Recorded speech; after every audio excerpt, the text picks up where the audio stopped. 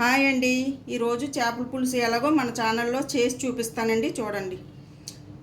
Onions అండి, పచ్చిమిర్చి, కొత్తిమీర, వంకాయలు 2 వంకాయలండి, టమాటా పేస్టు, చింతపండు పులుసు అండి, పులుపు తీసి పెట్టుకున్నానండి, చేప ముక్కలండి పులుసుకి.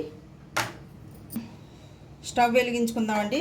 స్టవ్ వెలిగించుకొని నేను కుండలో చేస్తున్నానండి పులుసు.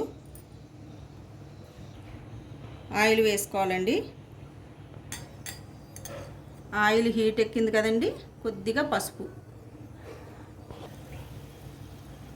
ఆనియన్స్ వేసుకోవాలండి పేస్టు. ఆనియన్స్ వేగుతున్నాయండి. దీంట్లోనే గరం మసాలా అన్నీ కూడా పేస్ట్ పట్టేసానండి మిక్సీ. కొంచెం మనం మరీ మెత్తగా మిక్సీ పట్టకూడదండి. టమాటా పేస్టు వేసుకోవాలి. ఒకసారి కలుపుకుంటే సరిపోతుంది. పచ్చి వాసన పోయే వరకు కలుపుకోవాలి.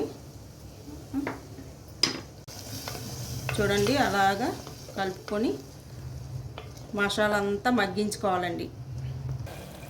కొద్దిగా సాల్ట్ వేసుకోవాలండి. కొత్తిమీర కొద్దిగా వేసుకోవాలి. వంకాయలు కట్ చేశానండి, వేసుకోవాలి.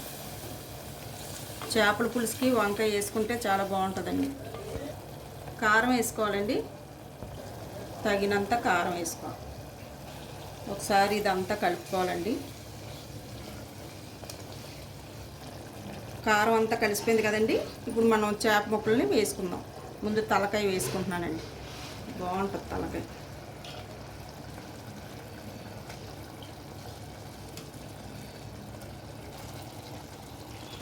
మనం కలుపుకోకూడదండి, ఇలా నెమ్మదిగా ఇలా అనుకోవాలి.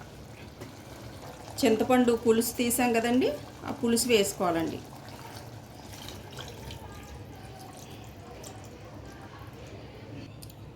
ఒక వంకాయ కట్ చేసి వేసుకున్నానండి మసాలాలో.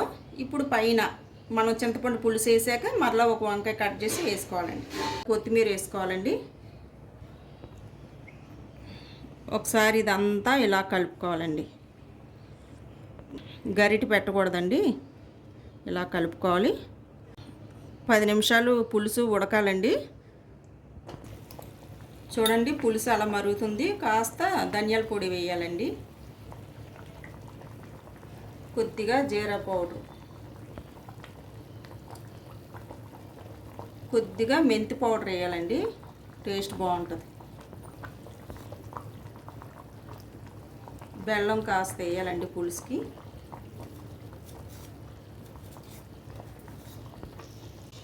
కాస్త ఉప్పు వేసుకోవాలండి, సరిపోలేదు.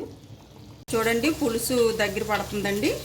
ఇంకొక 2 నిమిషాలు అయ్యాక స్టవ్ కట్టేద్దామండి. పులుసు దగ్గర అయిపోయిందండి. కొద్దిగా కొత్తిమీర పైన వేసుకొని స్టవ్ కట్టేద్దామండి. చూసారు కదండి, చేపల పులుసు రెడీ అయిపోయింది. నేను వేడివేడి అన్నంలో చేపల పులుసుని వేసుకుంటున్నానండి.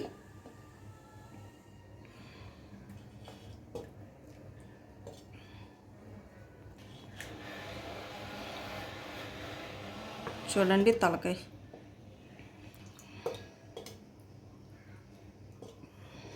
పులుసు అయితే మాత్రం చాలా బాగుంటుందండి. చూసారు కదండి రెసిపీని. మరిన్ని రెసిపీస్ కోసం మా కేకే రెసిపీ హౌస్ ఛానల్ని సబ్స్క్రైబ్ చేసుకోండి. Thank you.